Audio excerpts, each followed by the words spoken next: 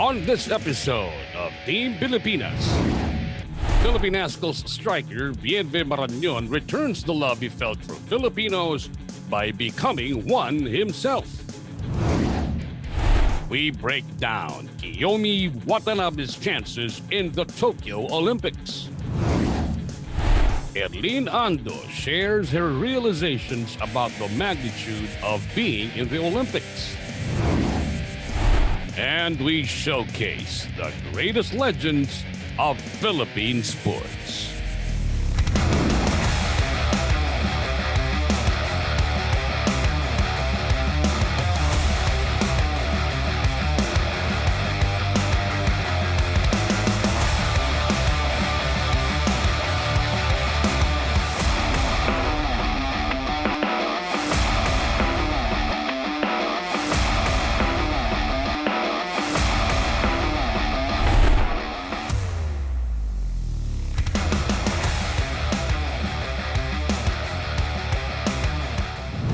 Welcome to Team Pilipinas. I'm Boyet Sison.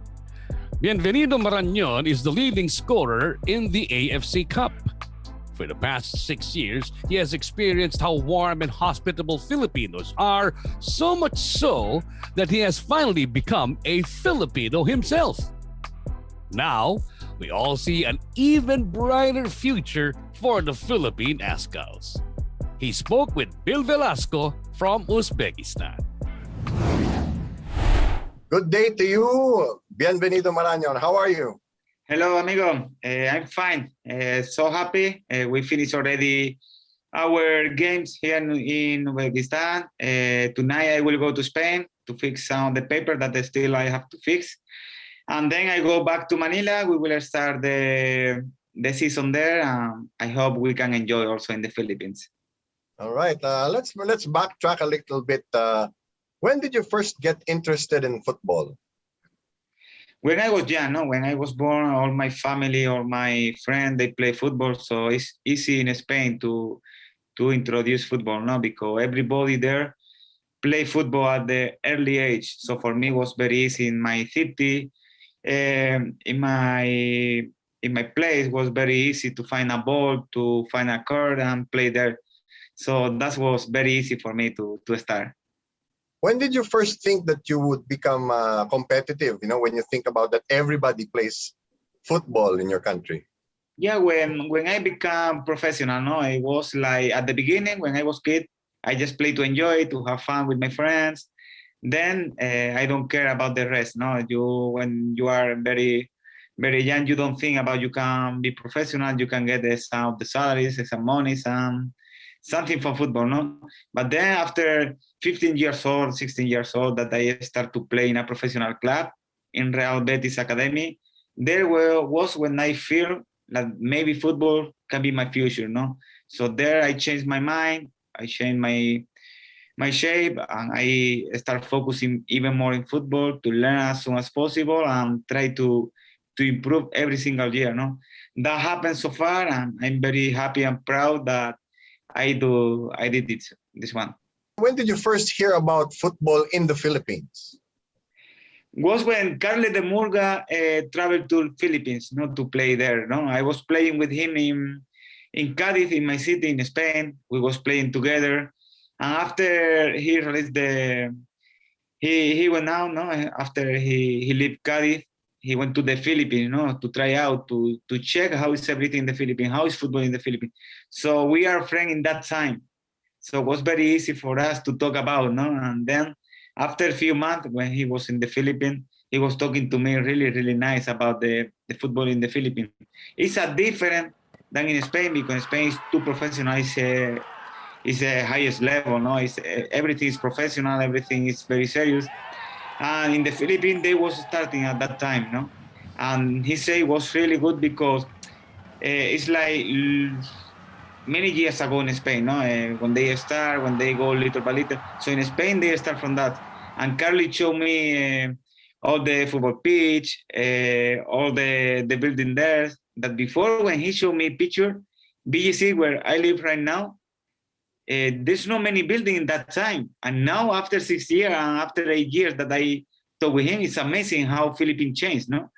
But apart of this, I think football, what he showed to me is like the people playing the Philippines, the people playing Philippine football, because not like the main sport, not like it's like you can become professional. It's more to have fun, to have enjoy, like we did when we were young. So that made me to be interested, not because sometimes it's good to fly back, no, to remember what you did in the past, and now that happened in the Philippines that time. So that was the first time that I know something about Philippine football.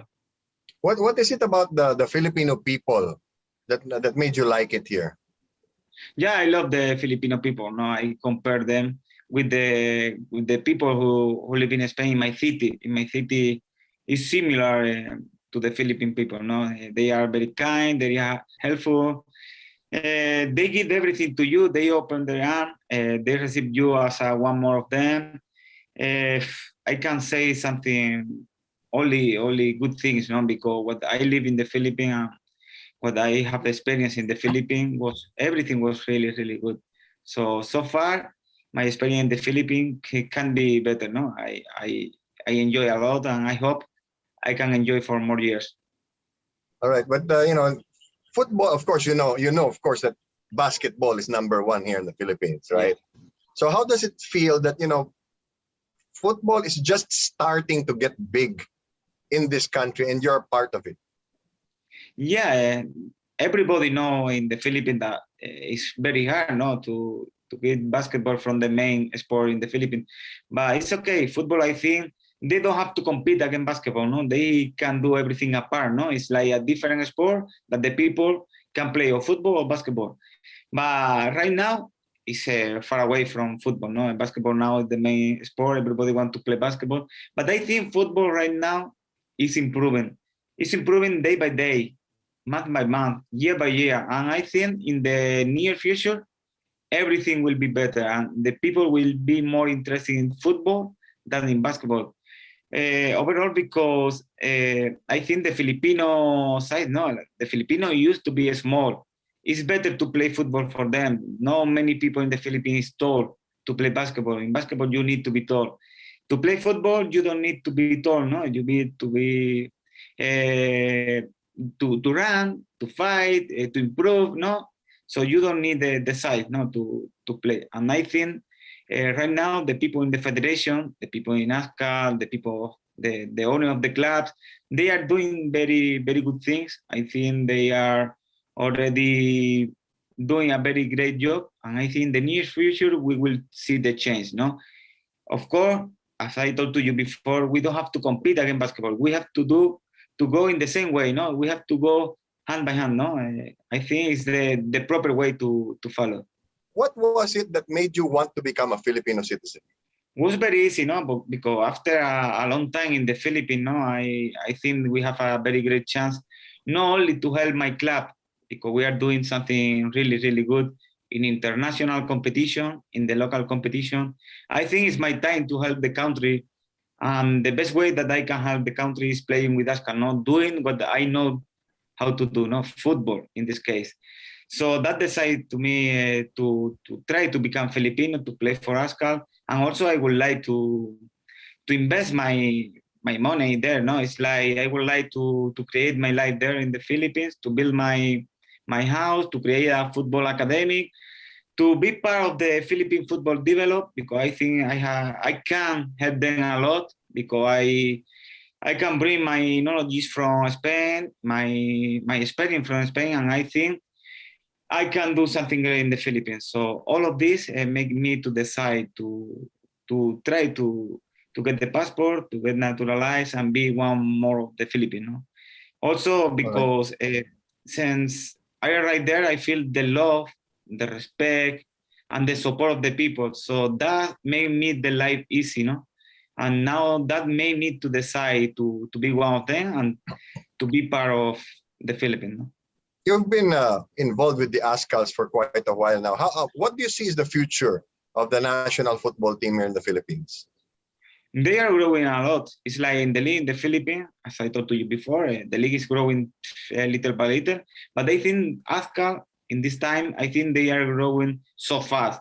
They are bringing many quality players. They raise the level right now. I think Philippines is one of the best national team in Southeast Asia, if you know it's the best. And I think I would like to be part of them, because I think with my experience with my football, I think I can improve a little bit more to them. No, so hopefully we keep in this line. No, they keep in this way, because they are doing many really good things. Even when they compete against China, against this big national team, they are doing really, really good. And I think with the new players that will come and will join to the ASCA, I think it's another change for Philippine football. We'll see what is the result, but I guess the result will be very, very good. Okay, thank you very much for your time, Bienve Marañon. Thank you for taking the time to speak with us, and stay safe. Thank you very much, amigo. Thank you for having me here. For me, it's a pleasure. And take care and be safe. I hope to travel soon to Manila and see you there, okay? Thank you very much. We break down Kiyomi Watanabe's chances in the Tokyo Olympics. Edlene Ando shares her realizations about the magnitude of being in the Olympics. And we showcase the greatest legends of Philippine sports.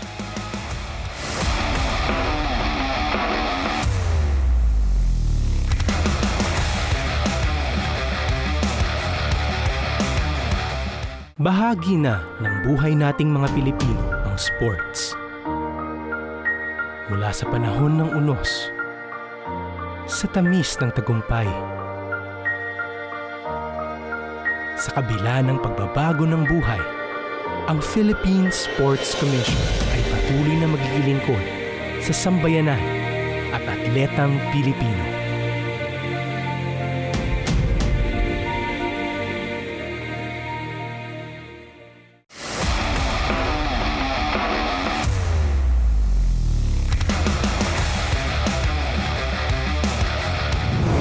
Welcome to Team Pilipinas. I am Nisi Ikasiano. Kiyomi Watanabe is in the final stretch of her preparation for the Tokyo Olympics. But what are her chances of giving the Philippines its very first Olympic gold medal? Here to help us understand Watanabe's Olympic journey are head coach Franco Teves and coach Gilbert Ramirez from the Philippine Judo Federation. Coach Franco and Coach Gilbert, magandang araw and welcome to Team Pilipinas. Magandang hapon po sa araw po. Now, mga coach, Kiyomi has been part of the national team since 2011, kung hindi ako nagkakamali. And both of you witnessed her growth as an athlete. Noon pa lang ba, nakikitaan nyo na siya ng potensyal na balang araw magiging Olympian ito? Coach Franco. Honest opinion ko lang, sir, nung unang nakita ko sa sir nung 2011, batang-bata pa siya nung sir eh. So nung SEA Games nung sir 2011, nag-bronze lang sa sir, tinalo siya ng Vietnam, ay ng Thailand. Pero makikita mo sa mga potential talaga sir, kasi dahil sa age niya sir, napakabata pa, pero nilalabanan niya sir yung medyo mas nakakatanda sa kanya sir. So yun yung isa sa magandang attitude ng isang player sir. Coach Gilbert, sa murang edad na 15 years old, ay nakikipagsabay na siya bilang sa national level pati sa Southeast Asia. Ano yung namumukod tangi sa laro ni Kiyomi na wala sa mga kaedad niya ng mga panahon na iyon? Sir, yung nakita ko sir, yung ground technique niya sir. Grappling technique niya sir, napakaganda sir. Kahit anong defense ng kalaban sir, nakukuha niya sir eh. Talagang malikot si Kiyomi sir. Pag nababa na yan sir, pag napunta na sa ground sir, talagang hindi na makakatayo yan sir. Dire-diretso na yan sir hanggang matapos. Kiyomi competed in the Asia-Oceania Senior Championships last April 6 and the World Senior Championship last June 6. Ano yung masasabi mong good takeaways from those competition for Kiyomi? And based dun sa performance niya sa mga torneo na iyon, ano pa yung mga dapat niyang pagtuunan ng pansin para sa Tokyo Olympics? Let's start with Coach Gilbert. pag-igihan niya pa siya rin sa niya, sir. Kasi doon po siya madalas manalo, sir. Ground, sir, mag-defend ka, sir, ng bago pag-defend. Kasi, sir, pag nandiyan ka na sa level ng mga ganyan, sir, pinag-aaralan ka na rin, sir, eh. Yan, sir. Kaya kailangan, sir, ito, manipulate na, sir, yung technique, sir. Tapos yung standing niya rin, sir, medyo, medyo nagdadalimitan, sir, eh. Tutro siya, sir. Kaya, yun lang, sir. Kasi, aminin natin, sir, wala namang pupunta ng mahina dyan, sir, eh. Lahat po yan, sir, malakas. Kaya, kung lang sila, sir, tingin ko, sir, si Kiyomi, sir, malakas sa ground, sir, doon niya dalahin, sir. How about you, Coach Franco? Malakas siya, sir, sa grappling. So sa tingin niya, sir, pag medyo malakas yung kalaban, sir, dala niya, sir, sa grappling. So sa tingin ko, sir, doon siya dapat mag-focus, sir, sa ground, sir. Kasi doon siya, sir, malakas, sir, eh. In this 63 kilogram division na tinatawag na half middleweight, they say France, Slovenia, and Japan are the countries to watch. I believe the gold and silver medalist from the last Olympics will be back this year. Kayo ba, sa tingin nyo, sino yung makakapagbigay sa kanya ng malaking pagsubok dito sa darating na Tokyo Olympics? Let's start with Coach Gilbert. Tingin ko, sir, yung Japan, sir, Korea, sir. Yung mga, tsaka yung mga, sir, European country. Kasi mga power, sila, sir, eh. Talagang malalakas sila, sir, eh. Pero, sir, hindi naman natin masasabi yan, sir, sa ngayon, sir. Kasi, minsan, sir, mga gold medalist nga, sir, ng Olympics, sir, first fight pa lang, sir, natatalo na, sir, eh. First Olympic ni Kiyomi to, sir, hindi natin alam, sir, kung anong mangyayari, sir. Pero, malakas yung namin sa na magpwesto yan si Kiyomi, sir. Sa laro kasi, sir, hindi natin, sir, masasabi na nanalo siya. Hindi mo predict, sir, eh, kasi sports yan, sir, eh. Level nila, sir, halos parehas na nila, sir, eh. Sila na, sir, yung kumbaga magkakataon na lang, sir, sa kondisyon nila, sir, sa training. Kung titignan natin, basang-basa na ni Kiyomi yung competition pagdating sa Asia. Pero nababahala ba kayo kasi medyo out of reach yung scouting report when it comes to competitors from Europe? Let's start with Coach Gilbert. Sa tingin ko, sir, gamay na rin ni Kiyomi, sir. Kadami po ng pinagdaanan niya, sir, ng mga competition, sir. Tingin ko, sir, pare-pareho lang naman po yung mga kalaban niya dun, sir. Kasi nag-Grand Slam siya, nag-compete din siya sa bandang France, mga ganun, sir. Tingin ko, sir, binabasa na rin ni Kiyomi yan, sir. Yung mga magiging pwedeng katapat niya, sir. Sa ngayon, sir, lahat ng player, sir, ang pinag-aaralan nila, sir, yung laro. Kasi nandiyan na, sir, yung video ba sa internet, may mapanood natin yan, eh. So, nakapag-aralan na, sir, lahat ng mga player, sir. Kung si Kiyomi din, pinag-aaralan din yan, sir. Pero pag nag-bracket niya, sir, nagsama-sama dun sa Japan, France, Slovenia, mas maganda, sir. Mas maganda, sir, kung ganun mangyari, sir. Pero tingin ko, sir, maganda po yung position ni Kiyomi, sir. Okay naman siya, sir, yung conditioning naman, sir. Saka yung coach niya, sir, si Sensei Yasaki, sir. Talagang, yun, sir, gold medalist yun, sir, ng Asian Games, sir, dati rin po. Si Sensei Yasaki, sir. Talaga pong, nagpunta po kasi kami sa club niya, sir, eh. Talaga pong grabe yung training nila, sir. Mga high school pa lang yun, sir, pero ibang klase, sir. Ibang klase talaga yung training nila, sir. Kaya tingin ko, sir, magiging maganda yung laban ni Kiyomi, sir. Coach Gilbert, tingin nyo ba na butas ng karayom ang papasukin ni Kiyomi to at least get to the round of 32 or round of 16, lalos dun sa sinasabi nyong kalibre na makakalaban niya in her division? Tingin ko, sir, yes, sir. Para sa akin, sir, ganun po yung palaging thinking dapat ng athlete, sir. Sir. Tingin ko, sir, yun din po yung naiisip ni Kiyomi, sir. Mahirap, sir, pero tingin ko, sir, kaya niya, sir. How about you, Coach Franco? Tingin mo ba papasok ng butas ng karayom si Kiyomi para lang makaabot sa round of 32 or round of 16 sa kanyang division? Lahat po, sir, ng maglalaro, sir, sa Olympic, sir, talaga, sir, sa butas ng karayom, sir. Kasi lahat po na nag-qualify, sir. Lahat po yan, sir, matitigas na talaga yan, sir. Kaya hindi lang po si Kiyomi, sir, lahat po ng players, sir, kahit sabihin niyo, sir, yung Olympic medalist, sir, dadaan din po siya, sir, sa butas ng karayom, sir. Now, gentlemen, before I let you go, Kailangan ko lang inyong fearless forecast. Let's start with Coach Franco. Sa tingin ko, sir, kaya talaga niya sa mag-medal, sir. Ito na, sa Philippine Judo Story, sir. Ito na, sir, yung parang hinihintay din namin, sir, na makakapasok si Kiom, sir, sa medal, sir. Makakuha ng medal sa Olympics, sir. So, ito, sir, ito na, sir, yung pagkakataon na hinihintay namin, sir. Buong Philippine Judo, sir. Ito, sir, yung pagkakataon, sir. How about you, Coach Gilbert? Tingin ko, sir, magkakamedal si Kiyomi, sir. Talagang yun din po yung goal niya, sir. Simula pa lang, sir. Yun na po yung goal niya, sir, na gusto niya mag-Olympic, sir. Nung last Olympic lang, sir, medyo minala siya, sir. Pero ngayon, sir, tingin ko, sir, talagang magpupwesto yan si Kiyomi, sir. Coach Franco, Coach Gilbert, thank you for taking the time to be with us, and more power. And that's head coach Franco Teves and Coach Gilbert Ramirez from the Philippine Judo Federation. Again, I am Nisi Casiano, sumasaludo sa atletang Pilipino. And this is Team Pilipinas. Erlene Ando is a surprise entry to the Tokyo Olympics. We all know that.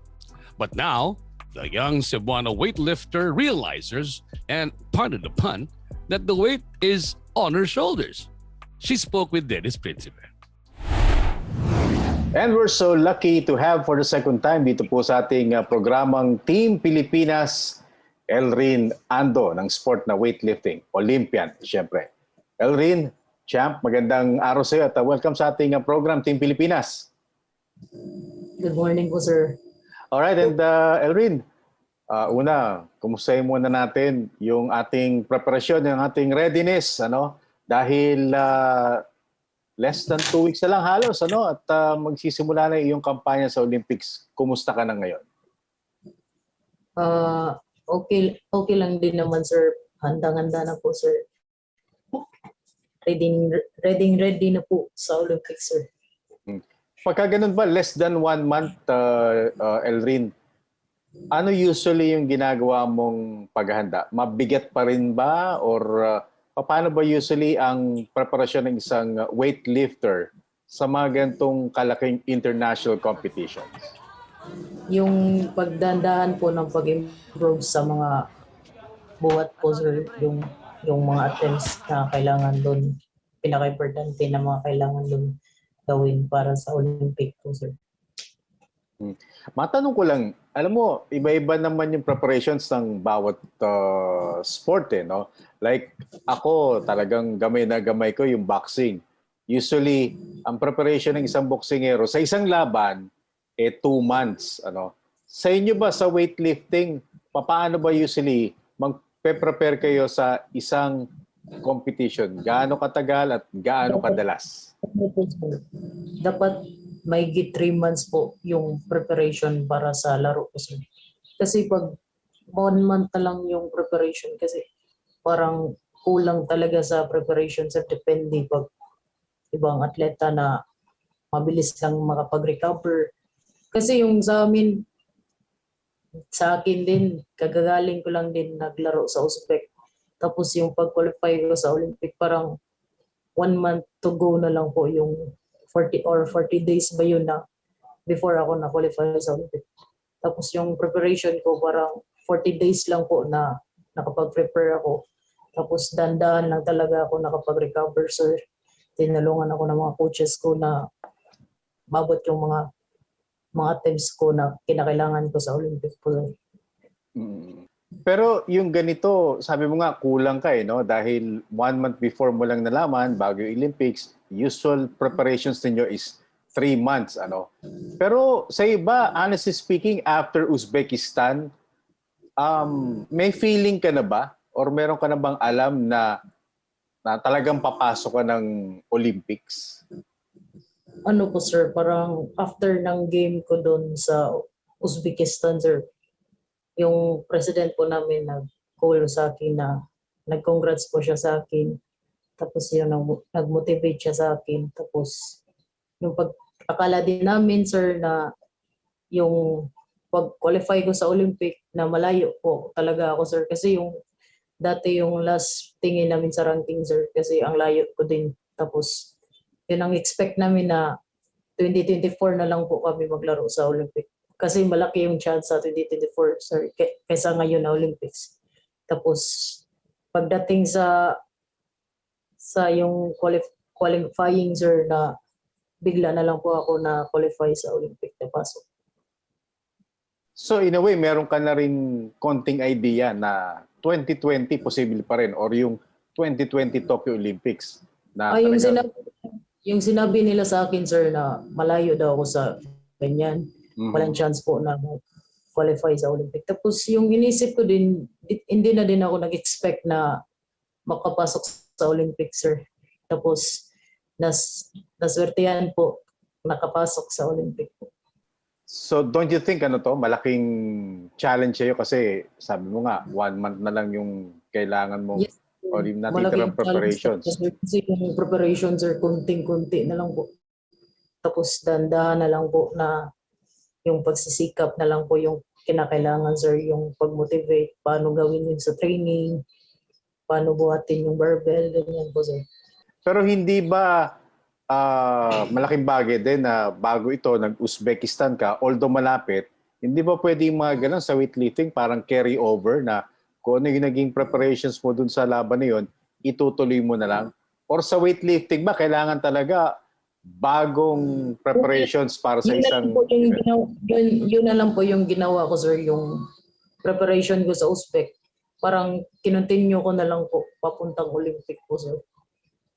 Okay. So, if ever, Elrin, ano yung modest na tingin mong magiging target mo doon? Ano yung sa tingin mo right now sa'yo, yung pinaka-achievable o yung pwedeng-pwede mong makuha? Tingin mo, podium finish, medal, kakayanin? Or sa iba, anong tingin mong talagang kayang-kaya mong gawin? Pagsisikapan po sir na makapasok sa top 3 po sir. Gaano kalaki? Gaano kalaki yung ganong tsansa kung sakasakali? Yung kaba, yung challenges na naharap ko ngayon sir, parang malaki talaga sir yung kailangan ng pag-motivation sir, yung pag-ensayo ng mabuti para mabot yung ranking sa number 3 sir. Well, siguro it's safe to say, Elrin, na ito na yung pinakamalaking event ever, no, sa'yo? Yes po sir, pinakamalaking event sir, tapos pinaka-goal na event po sir yung Olympic. If ever, familiar ka ba sa mga makakalaban mo? Meron ka nang alam na nakikita na dito? Sino ba yung mga paborito? Na, kumbaga kami, manonood sa'yo, sino yung mga dapat naming abangan na bubuhat pagdating sa Tokyo ng mga ka-division mo? Ano po sir, yung hindi ko din kilala yung iba sir, kasi yung mga nakilala ko talaga sa kalaban ko sir, yung China, tapos yung Roma, tapos wala man sila ngayon sir, parang ban po sila sa category po sir, sa Olympics po so, ngayon sir, ban po sila. Tama ba yun? Yung taga-China, sabi mo, yung China banned, po sir, hindi kasama. China, tapos yung Romania po sir. Tsaka taga-Romania. Okay, so yung ba yung dalawa na yun, sabi mo, nakalaban mo, pero sila rin ba yung yung mga paborito dito kung sakali sa timbang mo? No, sila po yung pinakamalalakas talaga sa category ko po sir. Ano ba ito? Mga dati ng mga medalist ito? Naging Olympians din yes, ba? Naging sir, world champion? Medalist na sila sa Olympic po sir. Mm-hmm. Ano sila? Mga gold? Gold medalist din? Gold medalist sir, yun po sila sir. Okay, so maganda siguro talaga chance natin kung sakali, kung talagang wala na yung dalawa. Siguro po sir. Okay, now with the two of them, wala na. Sino pa yung mga bansa na ating... Kadalasan na malalakas sir, yung mga Europe, parang yung Ecuador, ganyan po sir, yung UK. Pero kakayanin po sir, kakayanin po. Now, yung China at yung Romania, ano yun? Yung mga atleta lang ang banned? Or paano ba? Meron din ba silang ipapadala kung sakali? Yung atleta lang po, sir. Ay, atleta lang. Kasi yung China din, sir, yung China parang yung may injured siguro yun, sir. Yung China na nasa kategory ko po, sir. May injured po siya. Okay, all right. And so kailan na alis mo and mga tingin mo pagdating doon ano pa yung mga mayroon pa bang chance na makapag-training ka pa roon or taper off na rin? Sa 18 po kami palis papuntang Japan po, sir. May may araw pa po na makapag-ensayo. Okay, and lastly, Elrin, ikaw yung sinasabing susunod na muka, no, ng weightlifting, bagong muka ng weightlifting. Alam mo, for the longest time, pinag-uusapan natin pagka weightlifting, Heidelin Diaz. Sa iba, may dagdag pressure rin yun na sinasabi na next to Heidelin, ikaw na yung magiging superstar ng sport na weightlifting. Konti din naman, sir, parang medyo parang gano'n na po, sir, yung sinasabi ng mga tao na soon magiging Heidelin Diaz ka din, ganyan po, sir. Tapos yung mga tiwala ng tao, sir, isa na rin dun. Okay, and with that, maraming salamat sa iyo, Arlene Ando, ang ating Cebuana Olympian in the upcoming 2020 Tokyo Olympics. Maraming salamat sa iyo. Thank you, sir. And we showcase the greatest legends of Philippine sports.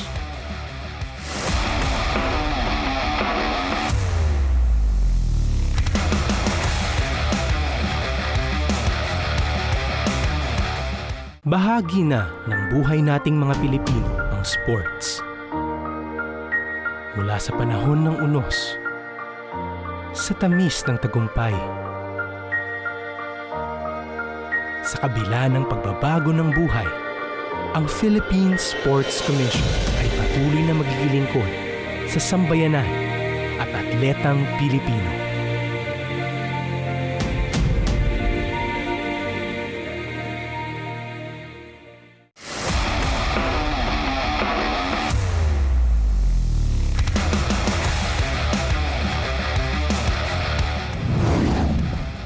Speaking of your return, nakakuha ka ng isang mentor na kilala bilang the Queen of Long Jump in the Philippines, and I'm talking about Miss Elma Muros. How did this partnership happen with Miss Elma and her husband, Jojo Posadas? Way back, I think 2017, before ako nag-retire, meron na kaming mga pag-uusap about sports and my career na they motivate me a lot to do better, and sinabi nila sa akin na kaya mo yan, Kat. May mga struggles talaga sa buhay, but then if you motivate yourself to do better, kaya mo yan. And then nag-start yung pag-uusap namin by interview by Sir Brian Yalong. Nung nag-interview ako sa sports then na-open up na if ever na parang ma-coach ako ng isang legendary Elma Muros and Coach Jojo Posadas. And I said, yes, possible.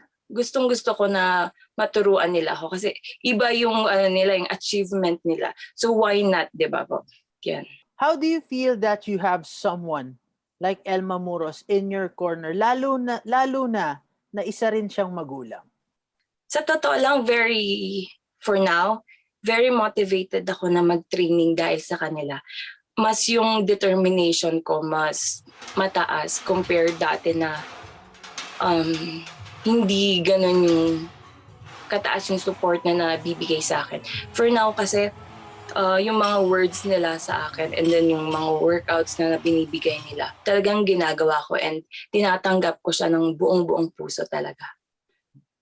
Napag-uusapan niyo ba ni Coach Elma yung panahon na bumalik siya sa sport matapos siya manganak? I believe that was in 1992 prior to the Barcelona Olympics. Gaano ito kahalaga sa iyo? Nagaling ka rin sa parehong sitwasyon. Kasi it's very relatable. Yes, it is. Hindi naman namin totally na pag-uusapan directly, pero merong mga instances na na-open up siya. So, from her experience being a mom and an athlete, na-open yung mind ko na it's not the end of your sports na dahil mom ka na, you can push yourself more pa nga kasi may motivation ka na, which is your child, your son, your daughter, no? And it gives you more strength na if you do better, there's a higher chance you give a better future for your child. Yun na yung ano ko ngayon mindset ko. It's not only for myself anymore. It's for my son and my family. Na if I do better, there's a higher chance na mabibigyan ko sila ng better future. Because maisingit ko lang, we're not rich family. Dumaan ako sa mahirap na pagsubok. Since elementary, high school, and college, pinag-aral ko yung sarili ko through sports. Yes. Ano ang nasa agenda nyo ni Coach Elma ngayon? Mas nakatuon ba ang pansin in improving your PR of 640, or is the focus really on getting you physically ready for the national qualifiers? I think the main goal is both, no? To achieve my personal best, higher than my personal best, and also to be physically ready for any competitions coming up. So very important yun na hindi lang physically ready ka, but you have also a higher goal na kailangan mong ma-achieve in order to reach your ultimate goal. Ano yung specific skill or trait ng isang Elma Muros na gusto mong makuha at magamit sa mga parating na competition na lalahukan mo? I think her personality na she's very strong, very tough. She doesn't care what others' opinion is. Unlike for me before, kasi that's my weakness eh. If somebody tells me that I'm not good enough, then didibdibin ko yun. I'm a person na if they say something negative about me, I'll think it overnight, over time talaga. So that's my weakness. And from her, iba. She's really strong, very tough person. Ibang-iba yung personality niya to me. But now, as a mom, I changed a lot. Do not think about what others say to you. It's you who matters most. No? Yung ginagawa mo, i-continue mo lang so that ano man yung sabihin nila, alam mo, ginagawa mo yung best mo for you. Yun ang importante.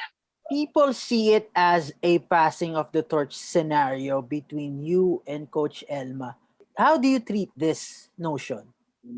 Malaki siyang responsibility. It's a big responsibility for me na people are looking up to me na I'll be the next Elma Muros or next long jump queen, you know. But I take it as a positive motivation na I need to do better from what I did before. I really need to do better this time, you know, kasi hindi lang family ko ang tumitingin sa akin, and I'm trying to carry Philippine flag again, no, if ever given the chance to qualify for SEA Games. Maristela Torres was 35 years old when she made her third and final Olympic appearance. Does that motivate you? Yes, it motivates me kasi for now, I'm 30 years old, and SEA Games is coming up next year. I'll be 30 by then kasi October yung birthday ko, and Asian Games is 2022 next year then. So it's not impossible for me to achieve that same goal as Asian Games qualifier, SEA Games qualifier, and even Olympics if given the chance talaga. Pag binigyan ka ng tamang suporta, it's not impossible. For me kasi, it depends on the person's way of thinking. For me, any obstacle comes your way now na I'm more mature, I take it as a motivation na lang. Kasi if you do your thing the best possible you can, it follows. Kung ano yung ginagawa mong tama ngayon, like training every day, makukuha mo siya in the right time, in the right specific date na kung if God will give it to you, then He will. Ganun lang. Parang one day at a time, you train, you do your best, and then if the time comes for you to prepare for it and to compete, parang just do your best. Win or lose, parang ganun. Okay, how confident are you to get that opportunity to don the national colors again? Now, really 100%, I need to be really ready. No, hindi pwede na you doubt yourself. Because if you doubt yourself, wala. Simula pa lang, you doubt yourself, wala na. So you need to motivate yourself. You need to be determined enough na you say, I can do this. Kaya ko pa ring manalo for myself, for my family, and for the country. Kay, thank you for taking the time to be with us, and more power. Yes, thank you so much for inviting me. And that's Kay Santos. Again, I am Nisi Icasiano, sumasaludo sa atletang Pilipino. And this is Team Pilipinas. And we showcase the greatest legends of Philippine sports.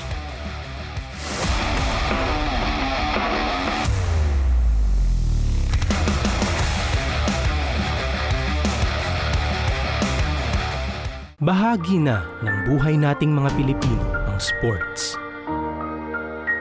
Mula sa panahon ng unos, sa tamis ng tagumpay,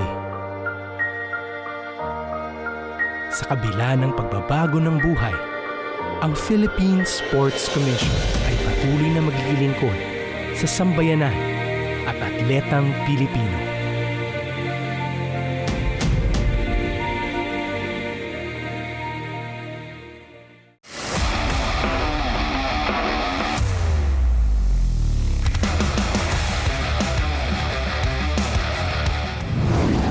As we count down mere days to the Tokyo Olympics, we've compiled the most priceless memories of some of the greatest national athletes in Philippine sports history.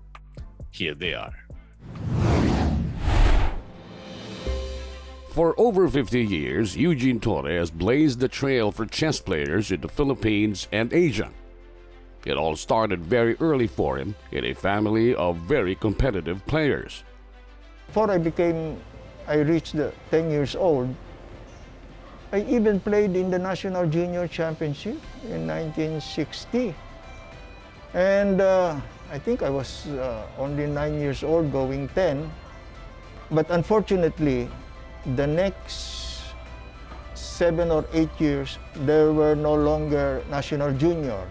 So I had no tournaments for the longest time after that. Now it's normal to see, so young players, playing in tournaments, but not before. That was unusual. The tournaments here are very rare, and of course, the level of tournaments are not, it's different when there is international players. So the first opportunity I had was in 1969 when I became national junior champion, because after 1960, only in 1969 was it resumed, the National Junior Championship, and I won it, and I won the right to represent the Philippines. And what I'd like to see is to hopefully we can discover players who are really, like Wesley Saw, with exceptional talents, because it's not so easy to find one, of this extraordinary talent and love for chess and dedication. Yung parang, maski sa pagtulog mo, napapanaginipan mo. Yung motivation ko, sir, grabe sa sarili ko dahil naghirap ako. Hindi ko basta ibibigay ito ng gano'n na lang kadali. Talagang paghirapan ako. Kung talagang hindi nila ako pwedeng kumpiyansa kasi may balik ako at may dating pa ako eh. Although nakikiramdam ako, kasi maraming natutunan ko sa paglalaro ko doon sa event na lahat yun eh, nagiging all-round, pati sa 800, 100 hurdles, porlo, diskarte talaga sir ng maayos. Kung paano mo kasi naranasan ko na rin yung naging didhit, naranasan ko yung naiwan, humabol. Naranasan ko na rin yung nag-lead, tapos sabi ni Coach Jojo, 200 meters ito sa Chiang Mai. Ito, Pag na-overcome mo lahat, pagputok at kaya mong i-all out lang yan dahil lane 8 ka, tuloy-tuloy mo na. Pumasok talaga yun sa isip ko. Lane 8 ako, akong target nila, kita ako lahat sila, hindi. Hindi nga talaga sir nagkamali. Pagputok talaga na lane 8 ako, yun, talagang tinuloy ko, all out talaga sir. Yun, talagang sabi ko, patay kung patay na to dahil hindi pwede rin kumpiyansa yung kalaban eh. Umiiyak ako. Kasi sa laro pa lang, hindi pa nag-umpisa, gusto ko manalo ng kaagad ang Pilipinas. Gusto ko makuha ko, gusto ko akin ito, pinaghirapan ko. Pero kung hindi para sa akin, at least namatay ako na pinahirapan ko sila sa finishing line eh.